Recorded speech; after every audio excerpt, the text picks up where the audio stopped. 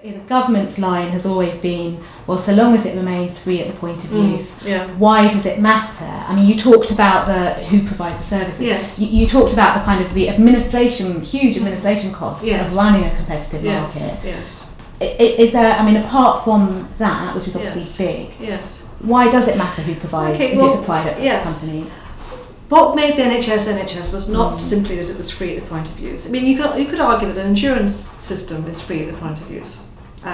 What made it the NHS was it's universal, which means that it covered the whole country, comprehensive, which means it covered every possible health need, and equitable, which means that everybody, regardless of their income, could hope to get the same quality of care.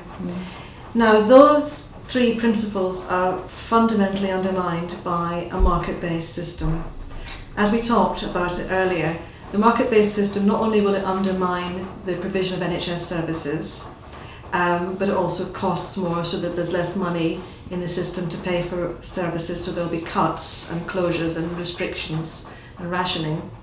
But that will then lead to pressure to be able to buy something better by taking out health insurance to top up.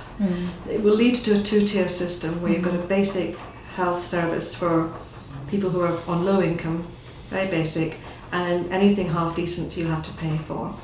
And we're going, and that's why they're already softening up public opinion towards the idea of user charges.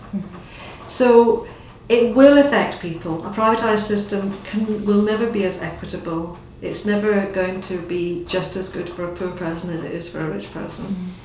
It's going to lead to postcode lottery, because some places are going to provide more services than others.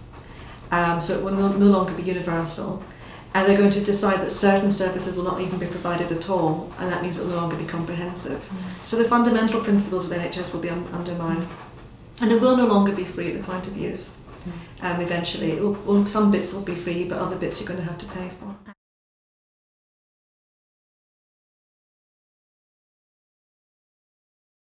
I mean, I was just thinking when you were talking, we used to have this idea that the people ultimately responsible for the financial decisions that affected our health service were our elected representatives, our MPs and government, and the healthcare did something around that, didn't it? It changed that. Yes, I mean, it used to be that the elected representative, the Secretary of State for Health, had a direct duty to provide health services. But that formulation of the duty to provide has been in every single version of the NHS Act since the beginning.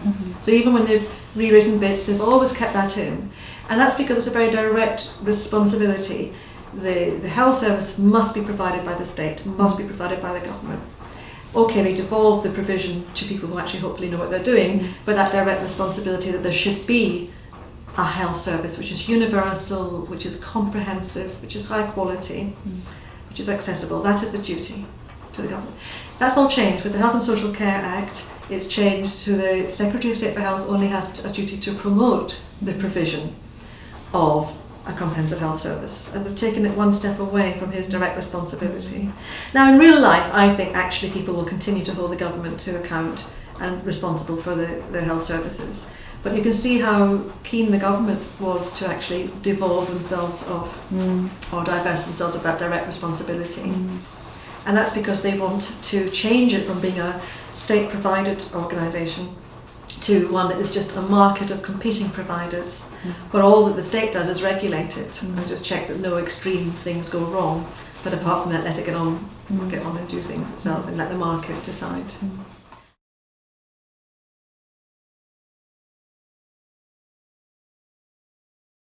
I think it's a really interesting point that you made, that we're being told we can't afford the NHS, and yet, for one thing, I know that the NHS gave back £2 billion last year, didn't it, to the Treasury, and also that, as you said, maybe we can't afford these huge extra transitional costs that will come if we have increased competition. Yes, it was the Health Select Committee in 2010 that looked, and that's across an all-party parliamentary select committee, that looked at the costs of the internal market. And that was just an internal market within the NHS. So do you want us to say, because people might not know what that is? Well, the internal market is when within the NHS different organisations have to purchase services from other NHS organisations. So it's still, there's that sort of split between buying and providing. Buying and mostly selling, within the NHS. Within the NHS. Yeah. So not so many private companies coming in, but it sort of really stupid things. Like I'd helped to train GPs, and we used to get people coming from South London and Maudsley NHS Trust to do some teaching to the GP trainees about aspects of mental health care. Mm-hmm. And that's really good because it helps this mental health trust if there are GPs that know how to refer appropriately and how to use the services and what services are available. And then one year when we tried to get them to come, they wanted to charge us huge amounts of money just to come and provide this teaching, because they said, well, it's commercial now, we have to make some money, we have to survive, so we have to charge for outreach and for teaching. So we sort of said, well, thanks, but no thanks, we can't really afford it. It seems silly because it's all one NHS. We all want to help patients, we all want to provide better care, but we started having to sort of charge each other for stuff. That was the internal market. That was estimated at costing £10 billion a year, which is a lot, which is 10% of the NHS budget. Wow, yeah. And the reason, the way they estimated it, was that in 1990, before the internal market was introduced, the total cost of administering the NHS budget was 5% of the budget. By 2005, when the internal market had been running, and in fact there also were some external elements too, there were some private companies providing some services around the edges, the total administrative costs of the NHS had gone up to 14% of the budget. So they attributed the rise from 5% to 14%, that 9% rise, as attributable to the transaction costs of running the market as it existed at that time, by 2005. Well before the Health and Social Care Act came in, which envisages a whole mushrooming, an explosion of different competing private providers. So who knows what the costs are, the transaction costs, the costs of tendering and billing and monitoring and settling disputes. Lawyers are going to make millions from it, Anybody who comments on, even kind of academics who comment on how best to run health services, all say that running it as a market is actually a wasteful way of doing it. So it's not just people on the left who say that. Quite eminent, respectable establishment economists say that. It's not the most efficient way to run a health service.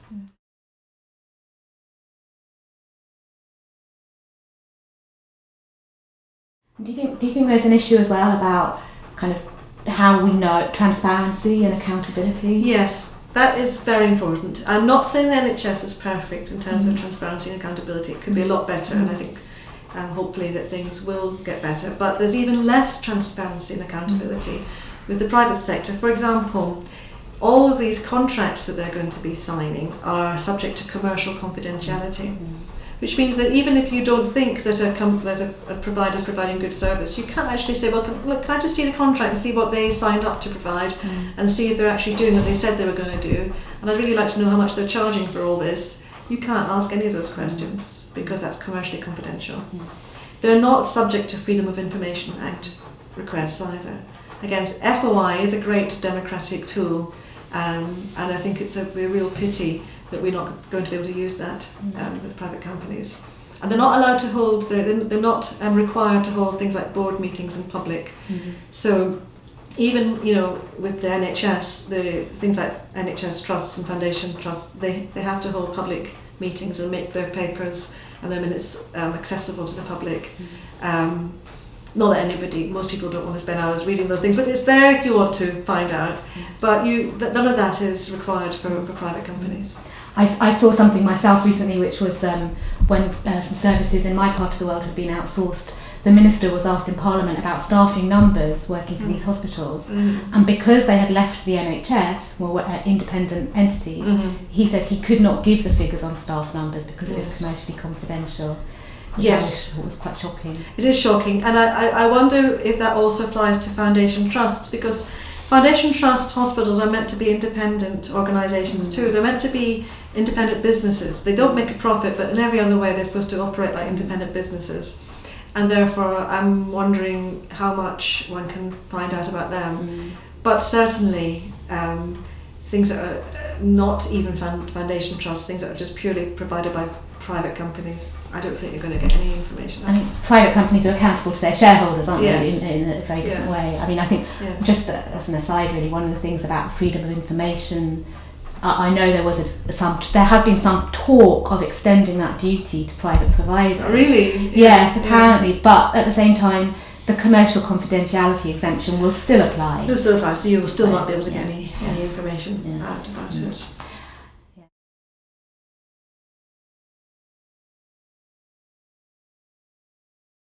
You know, patients and people may not realise the full impact. I mean, when things start to become fragmented, when people are competing with each other, no longer collaborating and working together, when things are less joined up, when things start to go wrong and people fall between the cracks, then, you know, they are going to feel that they've got a shoddier, less effective health service.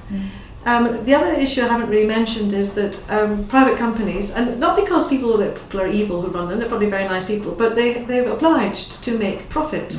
And therefore the only way you can really guarantee profits in a very labour-intensive service like healthcare is to actually cut staffing costs. That's your biggest cost.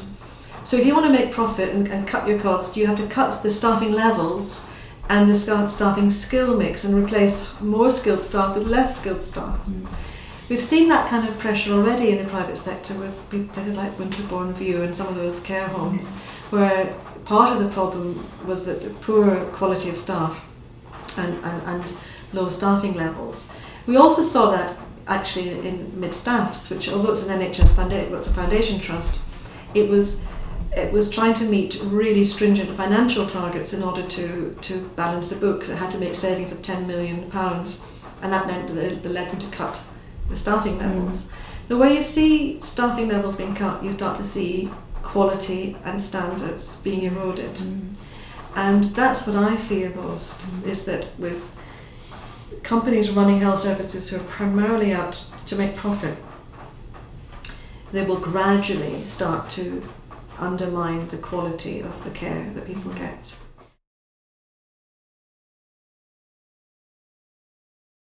The consumer model doesn't work for healthcare. If you go into a shop and you want to buy a loaf of bread or something, the shop assistant doesn't say to you, "No, I'm not going to sell that loaf of bread to you because it's not good for you." You know, they're not going to do that, are they? You go, "I want bread," you buy bread, or cigarettes, or nobody's. But that's not, you don't come in to see your doctor and say, you know, "I need this, I want antibiotics because I've got a cold, and I want a chest x-ray because of this, and I want this," you know, because that may or may not be what you really need.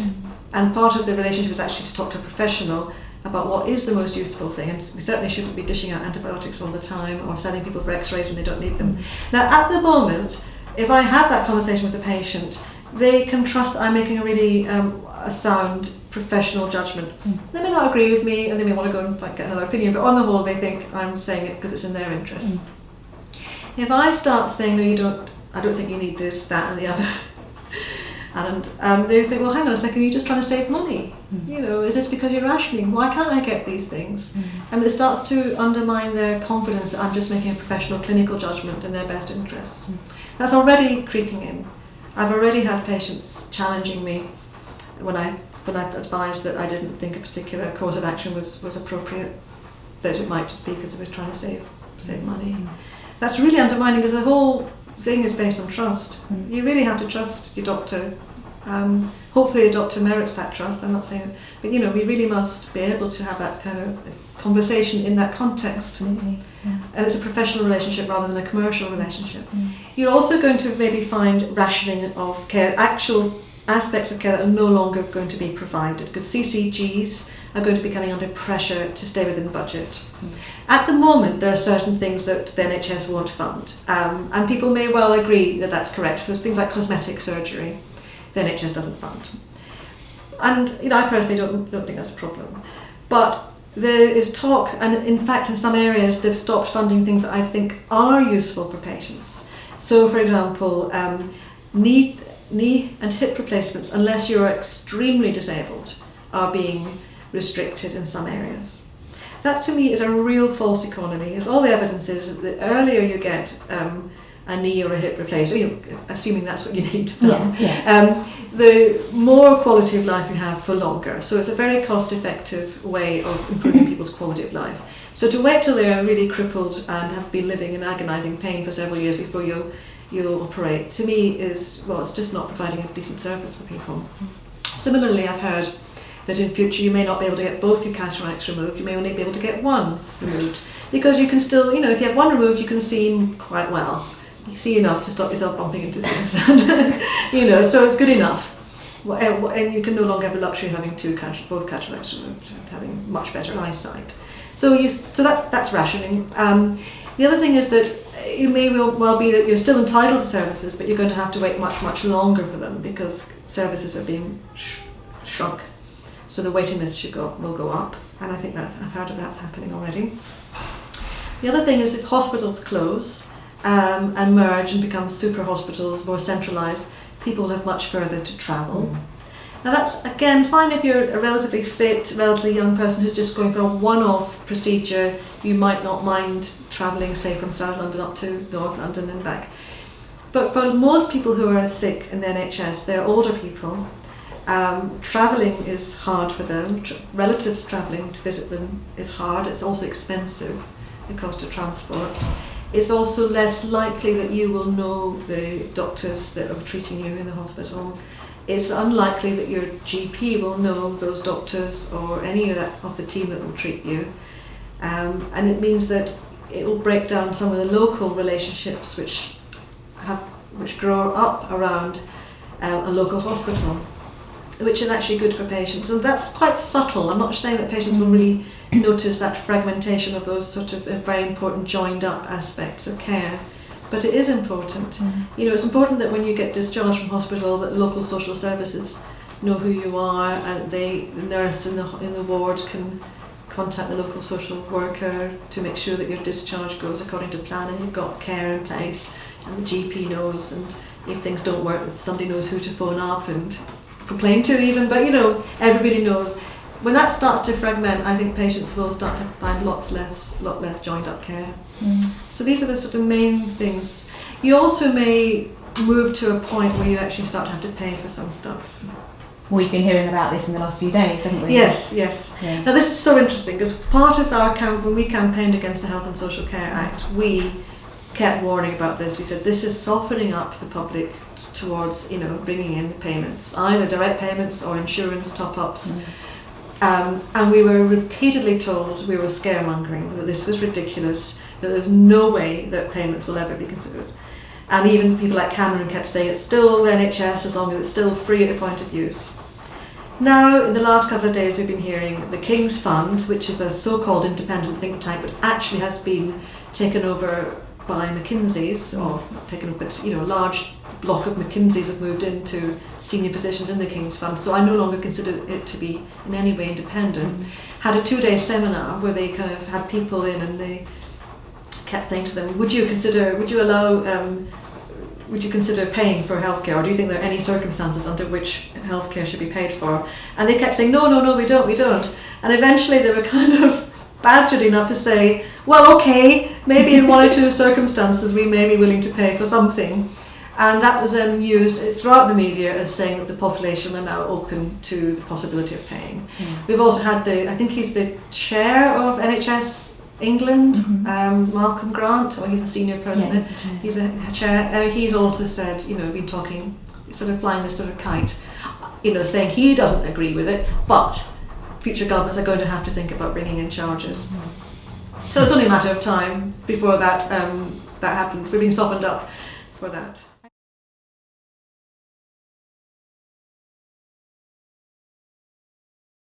I wanted to just ask you a little bit about your own campaign that you're involved with here in Lewisham. Yes. I know that you chair that campaign. I mean, you touched on it a little bit earlier, I think. Do you see a link between the kind of closures and downgrades that you're fighting here and the issue that we've been discussing around privatisation?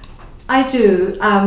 The things that affected Lewisham Hospital are, we haven't talked about it, but there's a thing called PFI, Private Finance Initiative, which is it's an extortionate rate of interest that hospitals have had to pay on loans to rebuild the hospitals. And 2 hospitals near Lewisham have got huge private finance initiative debts. They're not able to meet those debts, and therefore the idea is that Lewisham has to close in order to funnel patients, because remember we said earlier that money follows a patient. So if Lewisham is closed, they're hoping that patients will then go to these other hospitals and bring money into them to help them to pay their huge PFI debts.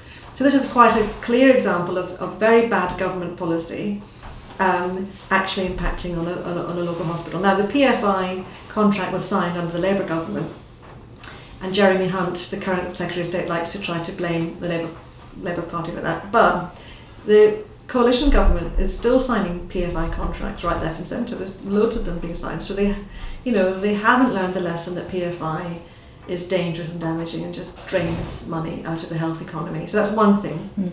The privatisation issue, we know they want to sell 60% of the land of Lewisham Hospital, and of course that will go to developing, it might be going to private developers for flats and things, but there's a plan to set up this huge elective surgery centre which will be the biggest in the UK.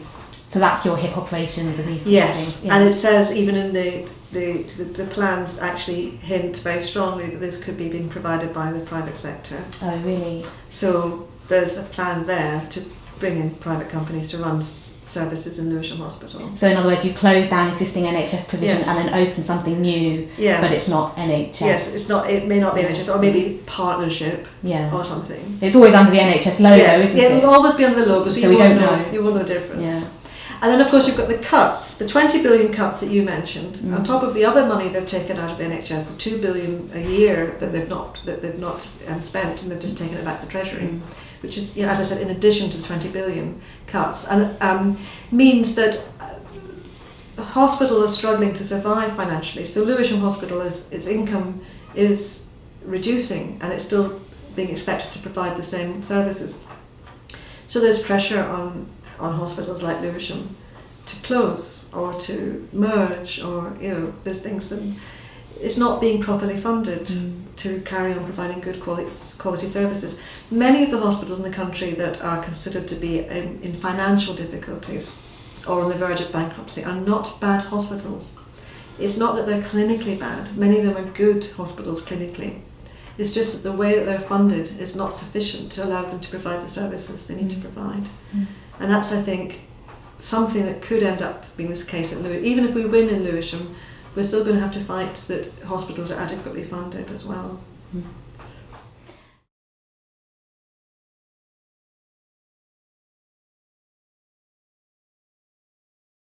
I think just lastly then, Louise, I wanted to ask you, just thinking about everything that we've been discussing, what do you think campaigners should be doing right now, anyone that's listening to this and is concerned about what they're hearing? I think, we've fought for several years on abstract concepts, talked about things like privatisation, and, most people turn off. They don't understand that, and it doesn't really build a movement. You have to build a movement around people's lived and felt experiences. When they feel their local health service is under threat, that's when they start to see it all becomes clear. That's when they get motivated. So I think that we shouldn't make should not make an artificial distinction between fighting to defend your local hospital or other services and fighting the bigger struggle to defend the NHS as a publicly provided service. There's a tendency for one to be seen as, a bit kind of self-interest, people will always fight for their own hospital, and the other is a bit abstract, intellectual. You've got to bring the two together. If it's, people will fight, and people will fight with great passion to defend their NHS when it's directly affecting them and when they can see with their own eyes what's about to happen. And we therefore need to support all the campaigns that are going around at the moment to defend local services, not just hospitals, but mental health services, other services. And we need to learn the lessons from them. We need to join together. We need to debate and talk, and we need to really connect with ordinary people. We need to find ways of translating this stuff we've been talking about into really concrete examples that people can relate to and see for themselves. Because otherwise, it's only a mass movement that's going to be strong enough to either reverse these changes now, or in the future, even if we have a Labour government, it hasn't got an unblemished record at all on this issue, but it's perhaps more open to pressure than the Tory government. We still need a mass movement to defend the NHS. So it means that every one of us, everybody listening to this, should be going and talking to their friends and neighbours and their people they work with, etc., and really getting the message out.